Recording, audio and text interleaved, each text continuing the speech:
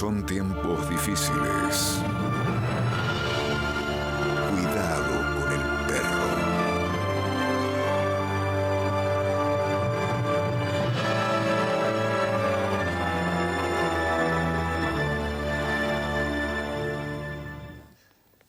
Mariandina y historia de la vida en una cancha de fútbol.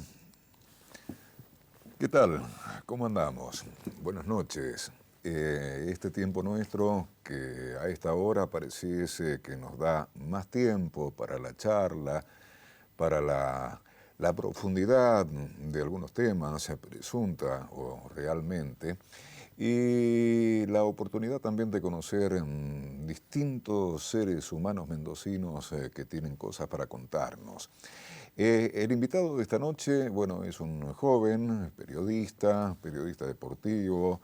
Ha escrito ya algunos cuentos con una impronta particular y bueno, nos vamos a presentarlo directamente. Gonzalo Ruiz, bienvenido, ¿cómo estás? ¿Qué tal, Fito?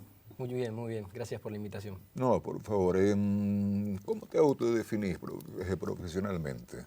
¿Cómo me autodefino profesionalmente? Como un periodista que escribe sobre deportes. No periodista deportivo quizás, sino que escribe sobre deportes. ¿Y cómo es esa diferencia, si la hay? No sé si la hay, yo la entiendo como que entiendo al deporte no solo como lo que puede pasar dentro de una cancha, sino como el fenómeno social que es y que cruza a todos los países hoy en día. Todo lo que rodea a lo que pasa dentro de la cancha. ¿Y qué?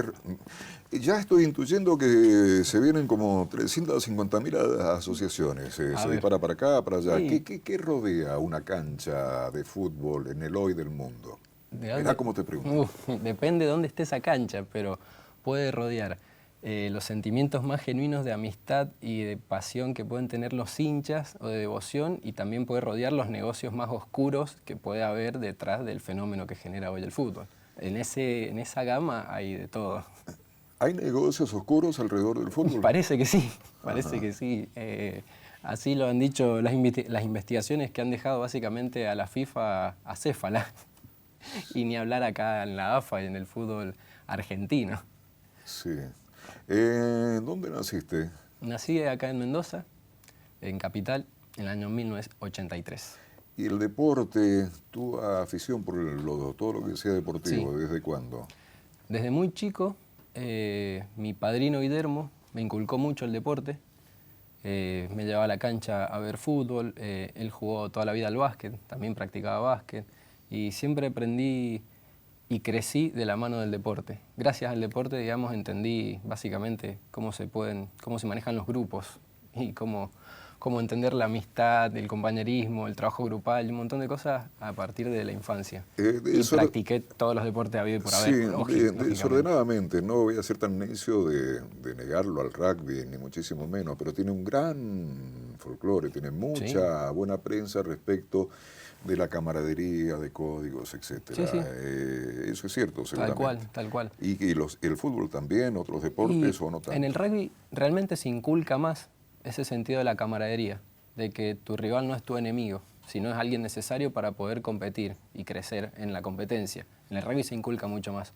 En el fútbol existe, pero también el fútbol hoy está atrapado por un virus del triunfalismo, que a veces eso de que el rival no es tu enemigo, sino simplemente quien necesitas para competir se elimina y hay que ganar o morir. Y así lo inculcan, lamentablemente, no siempre, pero en el fútbol hay mucho de exitismo que en el rugby no lo hay. Sí, triunfalismo, exitismo, una lectura política finalmente de la sociedad contemporánea. De hace unos años a esta parte empezó a comentarse que se puede sacar una foto respecto de la actitud de padres, de chicos. Clubes mendocinos. Es cuestión de ir a ver partidos de inferiores y la verdad que algunos padres tienen actitudes que dan vergüenza. Igual también hoy en algunos clubes se ven carteles cuando van a jugar los inferiores que dicen a los padres no te metas en el partido, deja a tu hijo que juegue, no le grites, no le insultes ante de todo, porque la verdad que hay padres que lógicamente quieren que su hijo les vaya bien y hasta sueñan quizás salvarse económicamente y le ponen unas mochilas de presión a niños de 10 años que están en proceso de crecimiento y aprendizaje que después no la toleran de más grande, lógicamente.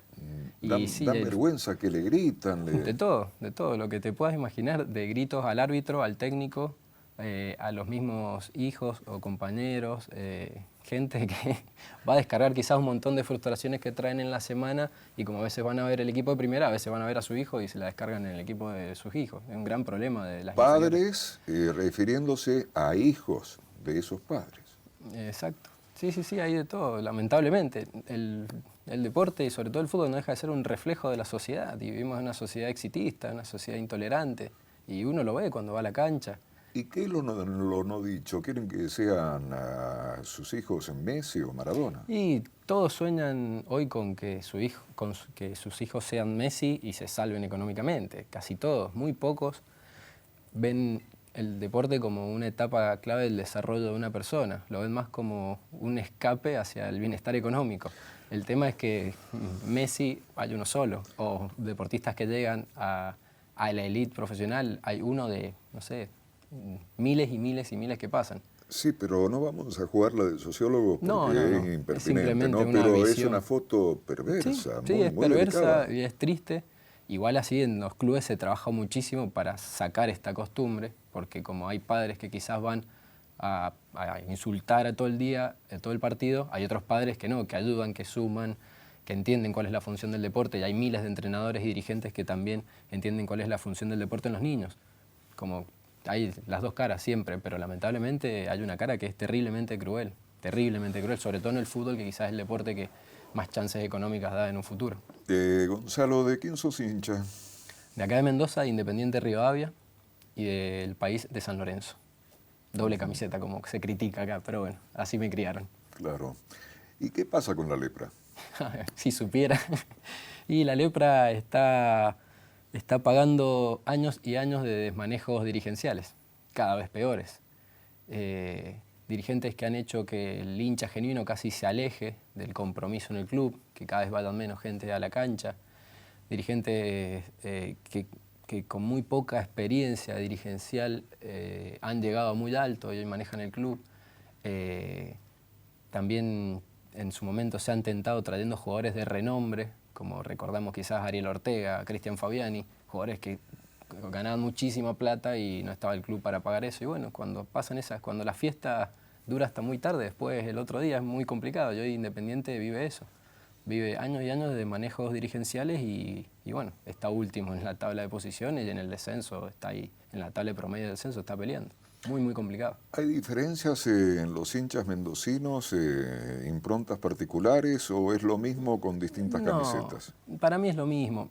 Todos los hinchas, si uno los escucha, son los mejores y los que más gente llevan y los que más aguante tienen, pero eso es el folclore del hincha. Para mí no hay grandes matices entre el hincha. El hincha es un ser que deja, un ser pasional que deja todo por sus colores y no le importa nada más. Puede haber quizás algunas hinchadas que hayan tenido más episodios de violencia que otras, puede ser, pero sacándose un poco los colores de los ojos, todos los hinchas son iguales, no hay mucho.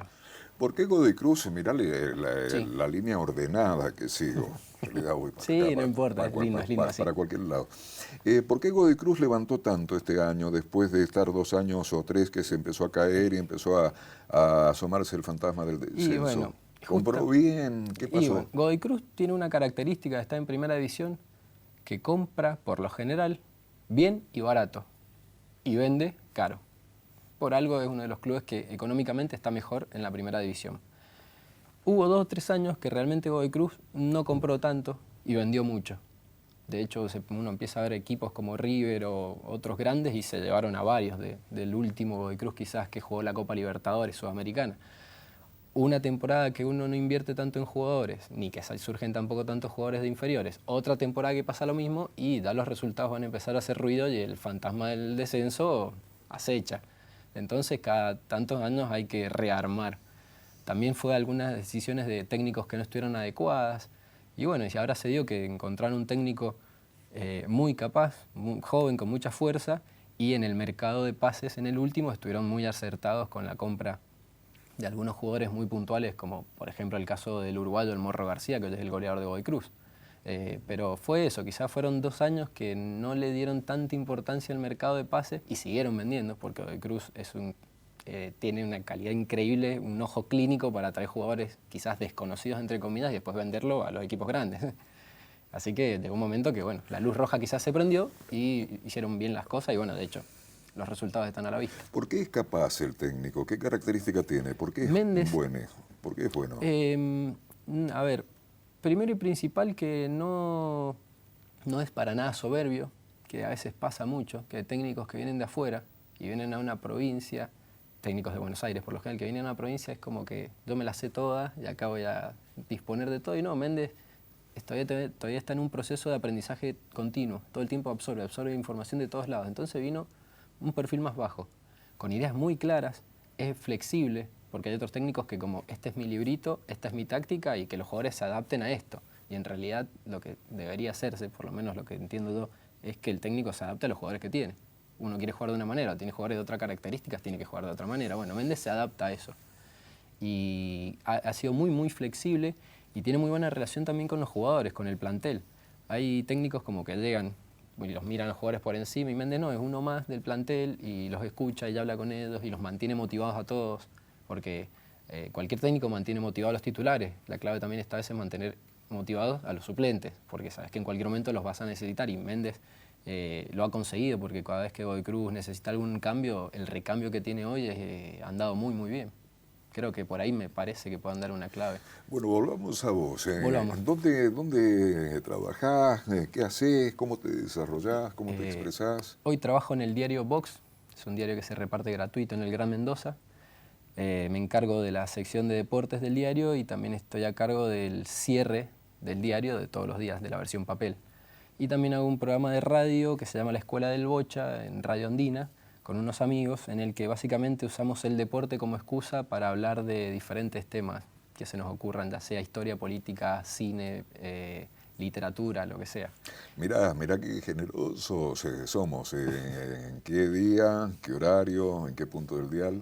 En Radio Andina 90.1, los martes de 22 a 0. Ahí hacemos con unos amigos la Escuela del Bocha hace ya unos años. ¿Y cómo encontrar un pretexto a través del deporte para mandarse a otro tema? Es que justamente, por lo menos a mí, bueno, y mis amigos, el deporte siempre ha sido esa excusa para hablar de otra cosa. Como que a partir de lo que uno aprende en el deporte, vive cuando juega o cuando sigue algún equipo y todas las competencias, uno va entendiendo un montón de otros factores. Si hoy uno trata de entender, por ejemplo, cuál es la interna de la AFA, y va a hablar de política.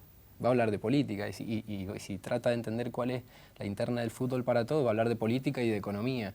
Y así siempre como que para entender realmente el fenómeno deportivo en todas sus aristas, es necesario entender la sociedad en la que uno vive, entonces esas excusas. Por ejemplo, hace unas semanas se cumplió un nuevo aniversario de la Guerra de Malvinas y en el programa de radio nos pusimos a ver qué pasaba con el deporte en ese momento. Y bueno, la selección argentina en plena guerra jugaba el Mundial de 1982 en España. Estamos en guerra y la selección jugaba un Mundial. Después hubo un montón de pibes de 18 o 20 años que están jugando el fútbol hasta de manera profesional y tuvieron que ir a combatir y después su carrera se quedó trunca. Bueno, hay un montón de aspectos que con la excusa del deporte se pueden hablar. ¿Cuál es la interna de la AFA? La interna de la AFA es bravísima. Por un lado está el grondonismo, se podría decir, encabezado por el presidente actual, que es Luis Segura. Básicamente que es el resabio de dirigentes que quedaron que respondían a Julio Humberto Grondona. Por otro lado, ahí se empieza a abrir un poco más la cancha. Está Tinelli, que trató de llegar a la presidencia de la AFA en esas elecciones del año pasado que fueron vergonzosas, bochornosas, que no se sumaron bien los votos. Él muestra quizás un poco lo que vendría a ser la renovación que necesita, según él, la AFA. Y después hay un montón de dirigentes que juegan sus fichas, todavía no se sabe muy bien para qué lado. Por ejemplo, bueno, el presidente de Boca, Daniel Angelici, que tiene muchísimo poder, sobre todo por la cercanía que tiene al presidente Mauricio Macri. El presidente de Belgrano de Córdoba, Armando Pérez, es un dirigente que quizás está tratando de generar una tercera posición para una especie de acuerdo, un dirigente quizás de los más preparados hoy en día en el fútbol argentino. Y detrás de eso, bueno, del lado del grondonismo también tenemos un tipo como ahora no me va a salir el presidente independiente, sindicalista. Sí, el hijo de... no, bueno, el padre. El padre. El padre del Pocho. No me sale, se me borró el nombre, pero bueno. No, y perdé cuidado que yo ni lo sé. Hay demasiado poder ahí y hay muchas bandas que están pugnando por eso. ¿Y bueno, por qué pugnan con esa...? Y porque hoy realmente el fútbol es un negocio formidable. De hecho, a partir del fútbol para todo, la cantidad de dinero que han recibido los clubes ha sido increíble. Y el gran problema es que no hay control sobre el dinero que reciben esos clubes. Que ahí está el asunto. Porque entonces, como hay dirigentes que quizás quieren llegar a tener un poco de poder simplemente para pegar un viaje gratis a un mundial, porque hay dirigentes que hacen eso, hay otros que no, que ahí ven, además de una plataforma de poder económico, una plataforma política también. De hecho, el presidente de este país hoy empezó siendo presidente de Boca. Muy liviano lo tuyo para hacer periodismo deportivo. Yo te he escuchado por escucharte, pero me parece de una insustancialidad. Cuidado con el perro. Si querés seguir acompañándonos, nos gustaría realmente mucho. Saludos. Salud.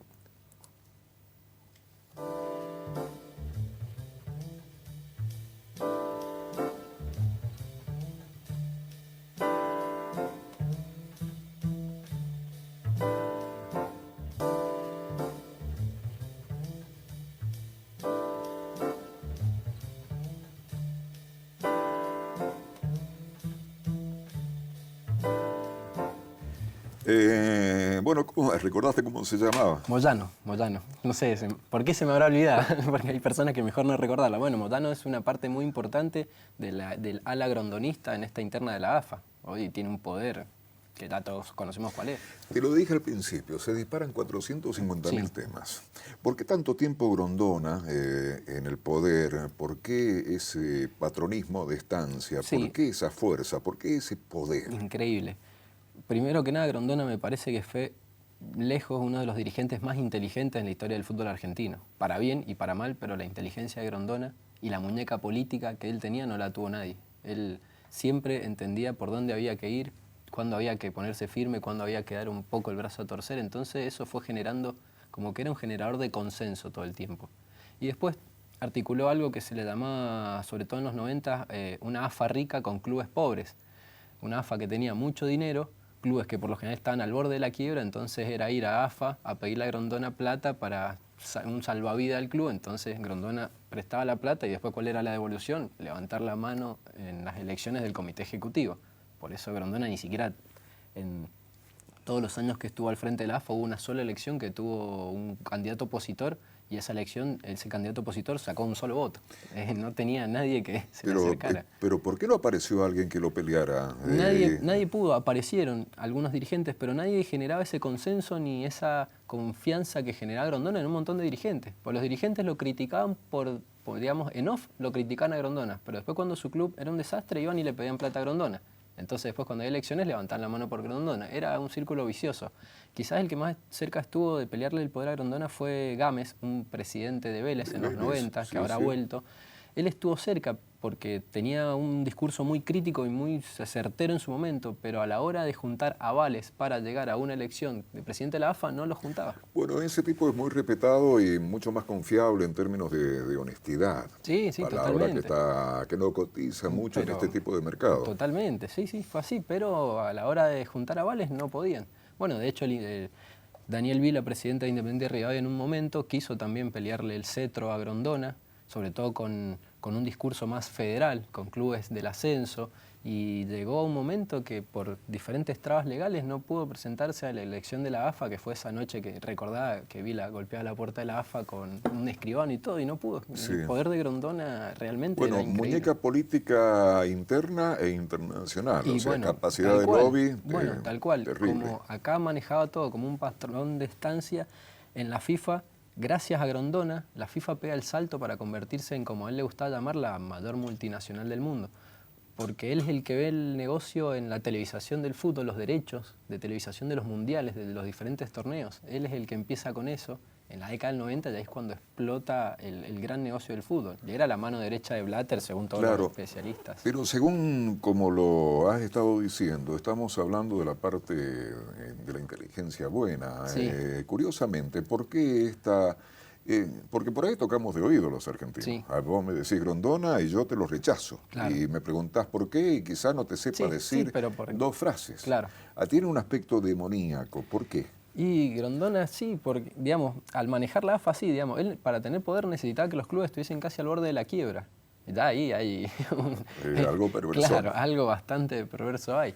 Y después también siempre se dijo, bueno, que era siempre, digamos, devolvía favores de una manera terrible. Quizás alguien lo criticaba, algún dirigente lo criticaba y sabías que ese equipo le iba a andar mal. Iba a andar mal y si después o iban los dirigentes a pedir algún favor y de repente tenían un arbitraje positivo y ese favor lo iba a cobrar. Era así. Grondona empezó, un detalle, Grondona empezó una ferretería en Sarandí con su padre. Cuentan quienes lo frecuentaban en esa ferretería cuando Grondona era joven que él les fiaba a todos, le fiaba a todo el mundo y le hacía favores a todos. Y una vez le preguntaron que por qué, dice, porque siempre tengo deudas que cobrarme. Como que claro. Él era generoso porque sabía que después cuando necesitaba tenía que... Suena maniqueo, ¿no? Pero me estoy acordando del Padrino, me estoy acordando de Marlon Brando. Por algo tantos le decían el Padrino a Grondona. De hecho tenía un anillo con una inscripción que decía todo pasa, que era como la frase de Grondona, todo pasa, siempre en cualquier problema él decía todo pasa, y tenía un anillo con esa frase, en una actitud totalmente similar a las que podría haber tenido el Padrino y la familia Corleone. Bueno, pero los presidentes de todos los clubes, si seguimos con esta línea imaginativa, levantaban la mano, pero quizás lo que no se veía por televisión era que iban y le besaban la mano. Claro, es que era así, los presidentes tenían o los dirigentes solían tener un discurso en las cámaras, pero después cuando la reunión de comité ejecutivo se realizaba para elegir autoridades, era otra cosa. ¿Qué cuento tuyo hay en este libro, Mariandina? En Mariandina hay un cuento mío que se llama Hinchas como usted. Es un cuento que escribí hace muchos años, bueno, en este libro que publicamos el año pasado con periodistas amigos, que son relatos de ficción sobre el fútbol. ¿Tenés ganas de leérselo a Romina, a Mabel, a Andrés, a Alicia, a Nicolás, a Eduardo? Tenemos un switcher español. Ah, bien, bien. Y a quien está del otro lado de la cámara. Bueno, cómo no. Hinchas como usted, de Mariandina. Subió los escalones de la tribuna pidiendo permiso, con precaución, como cuando uno entra a un lugar desconocido y no quiere caer mal. Hacían casi 30 grados y llevaba puesto un pullover marrón, pantalón negro y una boina haciendo juego. La madre todavía lo debe vestir, pensé. A lo sumo el tipo tenía 40 años, pero parecía un viejo que se ha muerto y no le han avisado. Se sentó a mi lado y puso un diario como si fuese un almohadón. «Buenas tardes», dijo respetuoso. «Hola», respondí. Antes de los partidos no me gusta hablar con nadie, menos con desconocidos. Estoy tan nervioso que solo puedo quedarme callado y pensar en lo que se viene.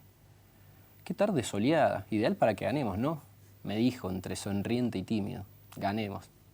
«Sí, claro, si debe entrenar todos los días y debe jugar de 5 con esta pinta. ¿Por qué los hinchas se creen parte del equipo?» «Sí, linda tarde». Mientras esperaba que los equipos salieran, lo miraba de reojo y lo analizaba. Era un tipo por lo menos extraño.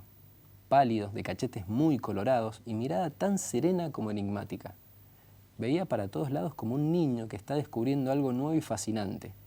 Pasaba uno con la cara pintada de verde y se sorprendía, se reía solo. Colgaban banderas por todas partes y se asombraba. A este recién le avisaron que el fútbol existe. «Disculpe, ¿cómo se llama el rival de turno?» No quedaban dudas. Este era un marciano. ¿Cómo no va a saber quiénes son los otros? ¿Cómo además me va a preguntar así? Rival de turno. Deportivo Hacha, de San Juan. Ah, equipo duro, luchador, como todos los sanjuaninos, reflexionó. ¿Es titular Salvatierra? Salvatierra se cortó los ligamentos de la rodilla derecha hace 3 semanas. Tiene para 6 meses, con suerte. Ah, entonces, ¿quién juega? ¿Petracci? Petracci no juega más. Laburar en el telo del tío le da mucha más plata. Mire usted qué pena. Pero estamos cerca de la punta, ¿no? Eso fue el colmo.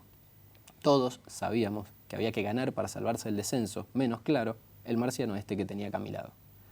«Segundos, de abajo para arriba estamos», le respondí. «Entonces, hoy hay que ganar como sea, sin importar los medios», soltó como si estuviese dando una arenga con tono de héroe patriótico. «¿Cómo nuestro Atlético no va a estar peleando el descenso si tiene hinchas así? Si solo un puñado de locos somos los que vamos a todos lados». Estaba a punto de pararme y buscar otro lugar, justo cuando los equipos salieron a la cancha. A los 5 minutos, el Rengo Sosa metió un zapatazo al ángulo de 30 metros. Golazo, golazo del Rengo. El tipo solo aplaudió 2 veces mientras la Popular se venía abajo. Fue un remate calculado, medido, me dijo. calculado. Está loco. Desde que el Rengo Sosa había llegado al club, hacía 2 años, tan burro como ahora, era la primera vez que metía un pelotazo como la gente. Y este me venía a decir que era calculado. Pasaron los minutos y sin querer yo estaba más pendiente de las boludeces que podía decir este tipo que en lo que pasaba en el partido, que la verdad, para ser sinceros, era muy aburrido. Me imaginaba cómo se iban a reír los muchachos cuando les contara sobre este personaje. No cantaba, no se ponía nervioso, no se rió cuando el árbitro quiso parar una pelota y se cayó al suelo, nada de nada. Ni preguntaba cómo iba el Deportivo, rival directo por el descenso. Ni siquiera puteaba. Cuando terminó el primer tiempo me escapé al baño y después fui a comer un chori. A pesar de los nervios, comer un chori en el entretiempo es una cábala, una de tantas, que siempre cumplo. Disculpe, ¿me lo puede servir sin condimentos y con agua mineral sin gas, por favor? Escuché de repente. Por Dios, ahora es mi sombra y pide un chori como si fuese un restaurante. Tenemos gaseosa, jefe. Agua no, le informaron. Bueno, disculpe, no voy a llevar nada. Las gaseosas me hinchan demasiado y sin agua no puedo digerir bien. Hasta luego, muchas gracias. El gordo de los choris no supo si lo estaban jodiendo o le hablaban en serio. Como diga, jefe, dijo mientras desgarraba un pan con sus manos de mecánico. Cuando terminé el chori me fui a la otra punta de la Popular, bien lejos. Ya está. Fue gracioso por un tiempo, pero si el partido se ponía complicado no iba a soportarlo más a mi lado. Necesitaba estar tranquilo y sin este tipo cerca. En el segundo tiempo, el Atlético pareció Argentina ante Brasil en el Mundial del 90, pero sin Diego Maradona ni Canigia.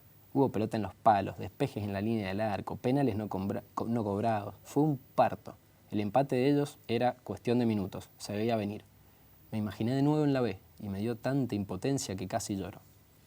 Faltaban 2 minutos, era un milagro. Pero al desgraciado de Botinotti se le ocurrió salir jugando y lógicamente le robaron la pelota. El 9 de ellos, ya con Botinotti en el piso, vaya a uno saber pidiendo qué, encaró al Manco López como quien trota rumbo a la gloria con la pelota dominada, canchero, sobrador, dueño del tiempo. Lo gambeteó casi sin amagar. Fueron pocos segundos, pero duró una eternidad. Bajé la vista, resignado, hasta que escuché un murmullo generalizado y varios gritos. Cuando miré de nuevo hacia el campo casi me da un infarto. Desde un costado iba corriendo él, con su pullover marrón, su pantalón negro y la boina en la mano. Nunca había un tipo correr tan rápido. Fue un rayo, como esos jamaiquinos de los Juegos Olímpicos. Nadie alcanzó a reaccionar antes de que este tipo tacleara con inesperada ferocidad al 9 de ellos, agarrara la pelota con la mano y la pateara a la platea. Todos los jugadores visitantes se fueron de lleno al árbitro y casi lo linchan. Al instante una invasión de cancha. El árbitro se fue corriendo al vestuario ante una masa de fanáticos enloquecidos por lo que acaba de ocurrir. En el medio de semejante euforia, yo también entré a la cancha para festejar y lo vi en el banco de suplentes, sentado, con la boina en la mano y ajeno a todo el caos que había generado. «Usted está loco, es un maestro», le grité. Lo quise abrazar, pero me contuve. Tampoco era cuestión de mostrarle el hacha. ¿Cómo el Atlético no va a estar peleando el descenso si tiene hinchas tan amargos y tan fríos que son capaces de dejar que nos empaten a lo último en nuestra propia cancha?, me dijo sin respirar, con tono prepotente, los ojos furiosos y la transpiración bajándole por los cachetes más colorados que nunca. No supe cómo reaccionar. «Por hinchas como usted», me señaló, desafiante. «Este club está así, hecho mierda y en la lona», gritó. Se paró y se fue caminando entre la gente mientras se acomodaba la boina. Sí, ¿te acordaste? ¿Es ficción pura, imaginación pura o te acordaste de aquel mítico partido de San Martín y Rosario Central? No, es ficción, no me acordé. Después me hicieron, cuando lo escribí me dijeron, es por este partido o por algún otro, pero no, fue... El cuento es ficción, pero sale de diferentes vivencias de la cancha, de gente que a veces en la cancha se transforma. Pero qué puro eso, qué bueno. Fue una imaginación tuya sí. Pura. Y después alguien te dijo claro, que pasó. como casi siempre la realidad supera la ficción. Recordá el episodio. El de San Martín, cuando San Martín y Rosario Central, creo que fue que entró un jugador de Rosario Central a la cancha y despejó la pelota cuando... Un hincha a la cancha y despejó la pelota cuando estaba por entrar al arco. Claro. Que después me acuerdo en los diarios de Rosario, es más, todavía le hacen notas, cada vez que se cumple el aniversario le hacen notas. De todos modos, un partido que ganó San Martín. Creo que lo termina ganando. Venía como para hacer el tercer gol. Sí. Y reglamentariamente no vale el gol porque no entra. Es como casi un vacío legal, digamos, del reglamento. Claro. Bueno, después Víctor Legrotalia también lo hizo cuando fue técnico en una época, que entró a la cancha también y despejó la pelota o algo así. Son situaciones, obviamente no se dan habitualmente, pero en la cancha me ha pasado como hincha y también como periodista de ver a gente tan enajenada, sacada, que, digamos, no está nada de entrar a la cancha y pegarle a alguien. Obvio que lo traté de contar con una clave de humor, porque no, mágica, obviamente no me gustan esas situaciones, pero bueno, salió de la ficción, aunque ya había pasado y después me enteré. ¿Y desde cuándo, desde dónde esta vocación tuya por escribir? A ver, ¿desde cuándo? Terminando la adolescencia, quizás. Yo de niño adolescente leía muy poco, realmente. Leía, a ver, por gusto, solo la sección deportiva de los diarios. Mi viejo se sentaba a leer el diario y me decía, hay que leer el diario, hay que leer el diario. Y bueno, yo agarraba la sección deportiva porque era lo que me interesaba. Pero realmente después todo lo demás lo leía por obligación. No sé, en la primaria, Platero, Mi planta de naranja lima, esos textos que nos dan para leer, a mí no me generan ningún tipo de interés. Después en la adolescencia, gracias a un libro que me regaló mi abuela, era una recopilación de cuentos de fútbol que había hecho Jorge Valdano, me dijo, vos que te gusta el fútbol, fíjate si te gusta esto. Mi abuela era una gran lectora y quería ver por dónde me entraba a mí. Y realmente sí, fue a agarrar ese libro y descubrí autores como Roberto Fontana Rosa, Osvaldo Soriano. Y bueno, ahí yo dije, la literatura no son señores serios, fumando tabaco en pipa, digamos, hablando muy solemne. La literatura también puede ser otra cosa, porque lógicamente por ignorancia o prejuicio no tenía idea. Y ahí entré y empecé a leer, a leer, a leer y después a los años me animé a escribir. Sí, y si te tirás un cambio de frente pidiendo la pausa. ¿Cómo no? ¿Cómo no? A la cámara. Bueno, vamos, tiro el cambio de frente al lateral que se va proyectando y pido la pausa. Hasta dentro de un ratito. Salud.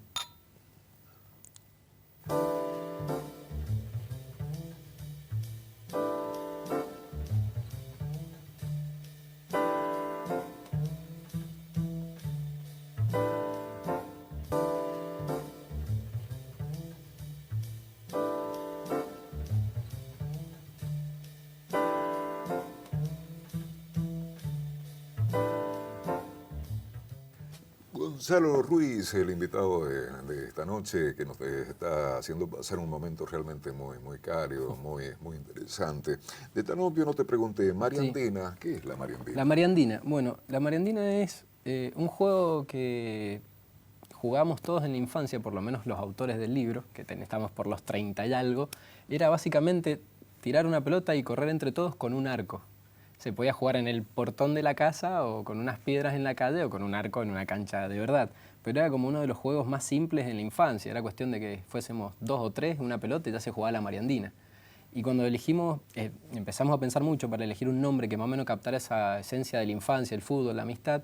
Y no dábamos con el nombre hasta que surgió y nos pareció que era justo lo que queríamos contar, porque básicamente en el libro es recuperar un poco esa época tan linda de la infancia, de la amistad y de jugar en la calle hasta que nuestras madres nos llamaban para ir a cenar.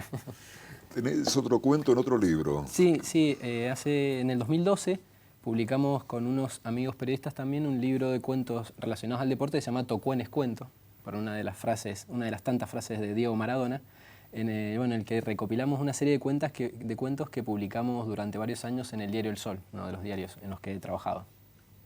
Así que ahí también nos dimos un gusto. Es un libro que tiene varios cuentos con ilustraciones de Paulo Pavesca, un talento mendocino. Así que la verdad que fue un gran gusto que nos dimos en el 2012.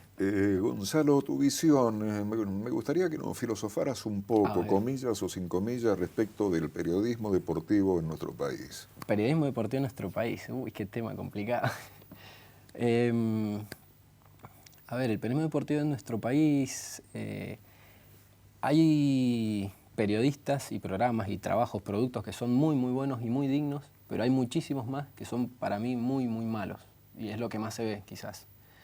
Porque generan todo el tiempo rivalidad, bajan un nivel pro violencia que no me parece que sea el más adecuado en estos tiempos. El periodismo, sobre todo en Buenos Aires, lo veo, tiene un gran problema que es el amiguismo, yo le damos, como que quieren ser amigos de todos los jugadores, de todos los deportistas, se creen que son ellos los protagonistas y los protagonistas son los que entran a la cancha. Entonces a veces uno se pone a ver un programa de deporte y son más chistes entre un futbolista y el periodista que lo que me informan, me cuentan. Como que en la televisión se ve mucho de eso.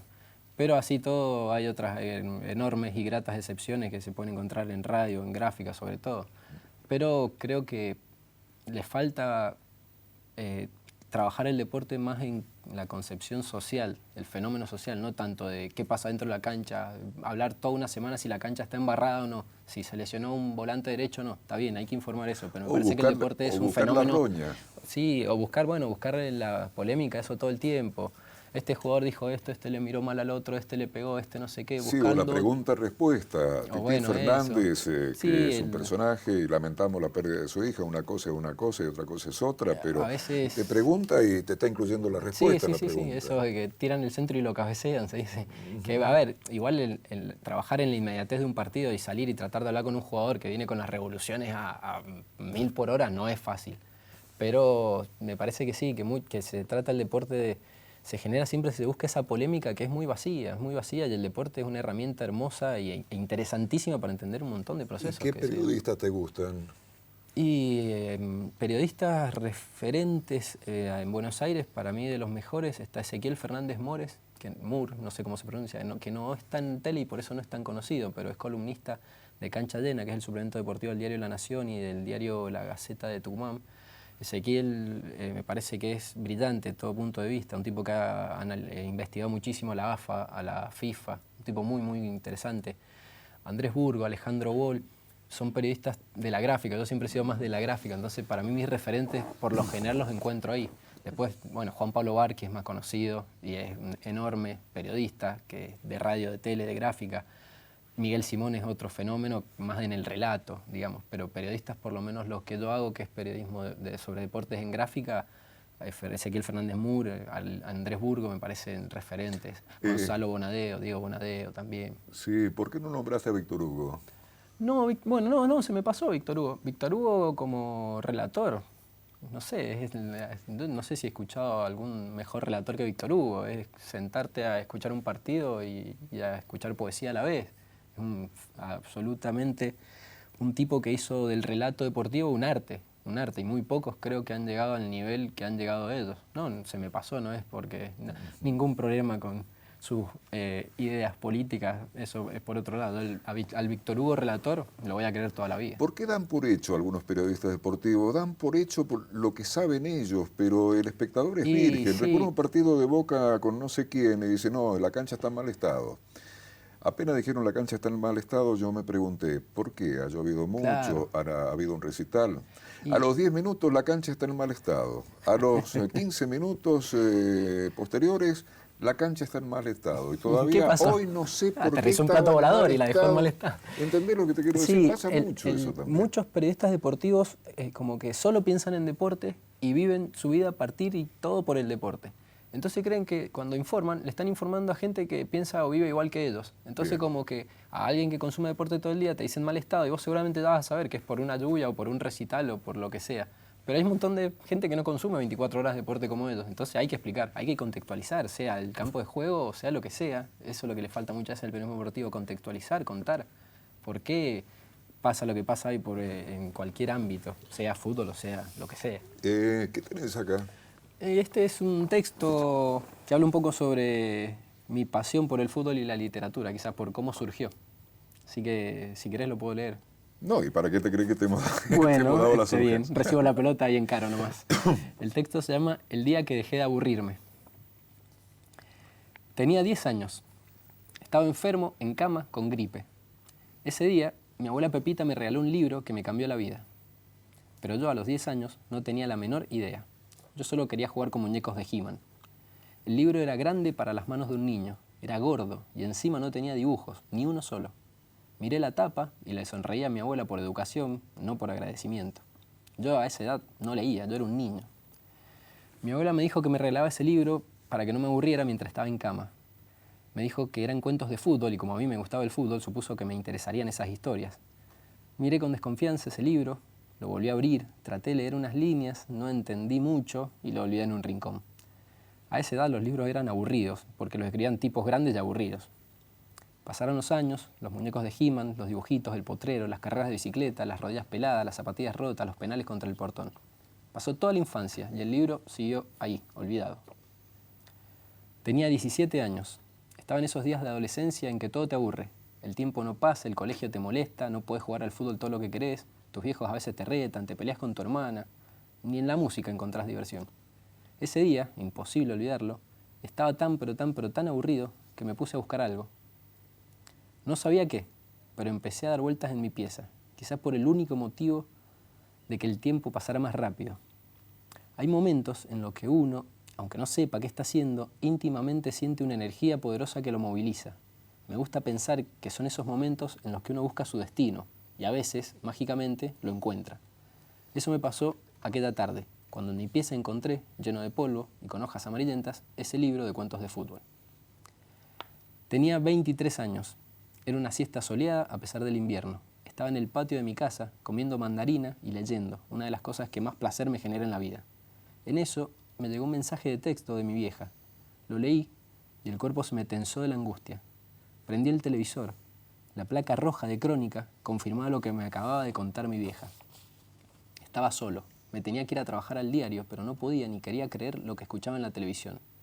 Busqué ese libro que adoraba, que una tarde hace muchísimos años me regaló mi abuela. Lo abrí en esa página que me cambió la vida. Y empecé a leer. Sí, yo sé que ahora hay quienes dicen que fuimos unos hijos de puta por lo que le hicimos al viejo Casale. Yo sé. De fondo, un periodista decía que íbamos a extrañar a Roberto Fontana Rosa.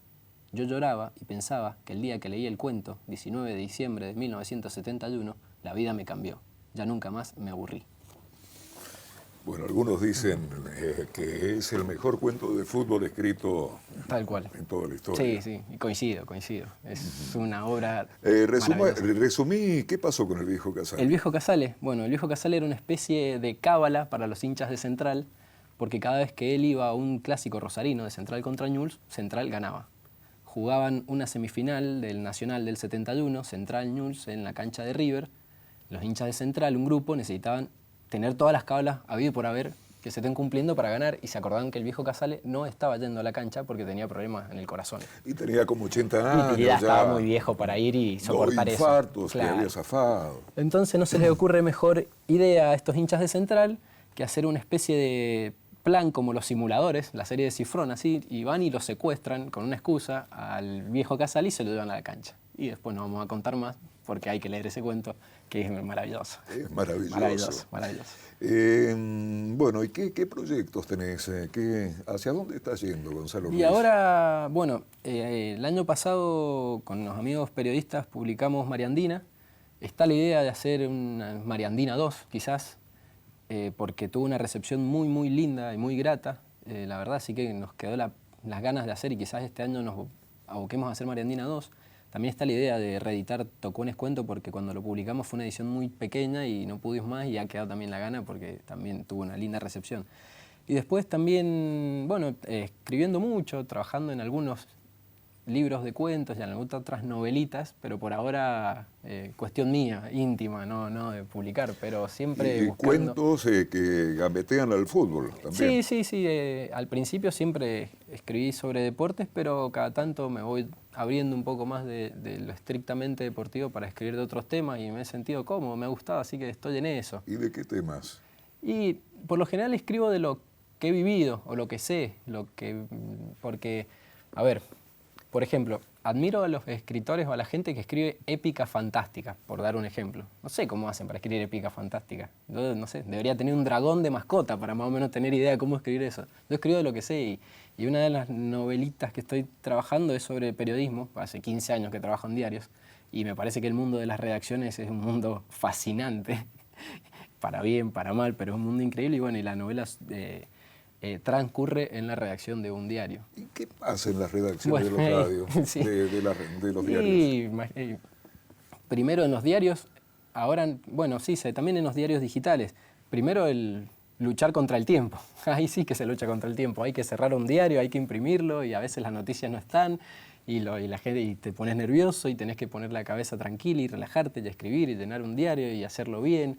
Y ahí todo el tiempo se discuten temas y hay diferentes opiniones, y cuando estás haciendo algo pasa otra cosa y cambiar y hacer... Bueno, es una dinámica, una adrenalina y una locura hermosa que se vive casi todos los días, que a mí desde la primera vez que pisé un diario me fascinó, me voló la cabeza.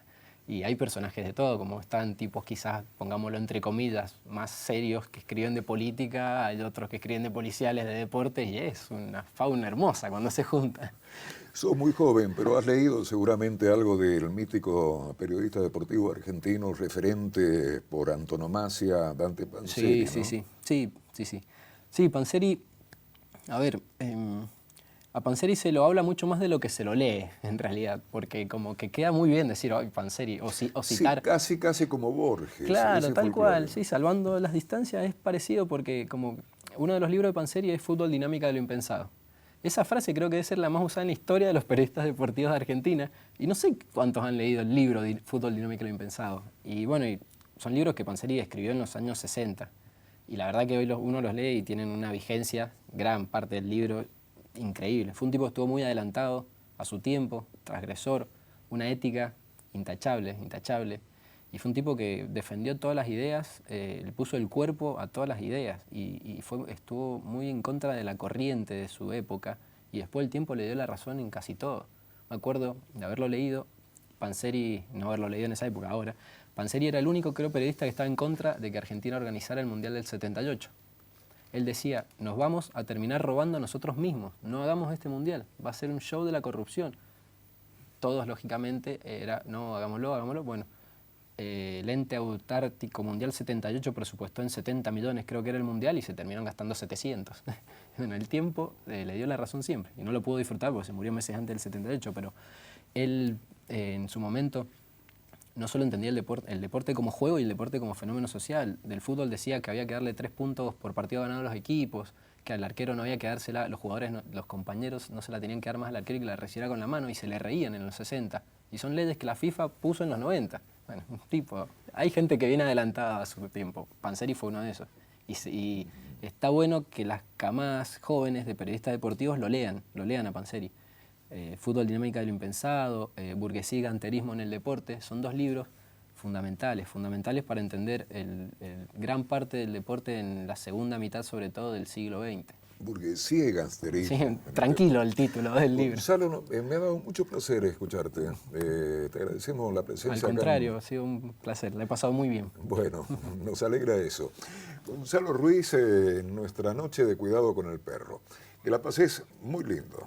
Suerte.